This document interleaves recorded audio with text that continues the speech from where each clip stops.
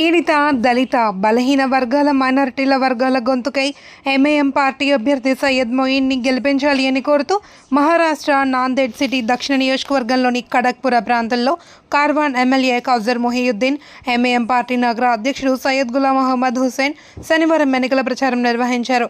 MIM అభ్యర్థి సయ్యద్ మొయిన్ గెలుపు కోసం ఎంఐఎం అధినేత బారిస్టర్ అసదుద్దీన్ ఓవైసీ ఆదేశాల మేరకు కార్వాన్ ఎమ్మెల్యే కౌజర్ మొహియుద్దీన్ నాయకత్వంలో గులాం అహ్మద్, జీహెచ్ఎంసీ కార్పొరేటర్లు కలిసి ఎన్నికల ప్రచారం నిర్వహించారు. నాందేడ్ దక్షిణ నియోజకవర్గంలో బీజేపీ, శివసేన, వంచిత్ అఘాడీ, కాంగ్రెస్ పార్టీలు కలిసి ఎంఐఎంను అడ్డుకోవాలని చూస్తున్నారు అని ఆరోపించారు. నాందేడ్ పట్టణ అభివృద్ధిలో అగ్రగామిగా నిలవాలంటే సయ్యద్ మొయిన్ని మహారాష్ట్ర అసెంబ్లీ పంపించాలన్నారు. మహారాష్ట్ర అసెంబ్లీలో సింహం మాదిరిగా గర్జించి నాందేడ్ పట్టణ అభివృద్ధికి బంగారు బాట వేయడానికి పూర్తి స్థాయిలో అలుపెరగని అవిశ్రాంత పోరాటం చేసి ఆయా రాష్ట్రాల ప్రభుత్వాలు మెడలు వంచి నిధులు తీసుకురావడంలో సఫలీకృతుడు అవుతారన్నారు.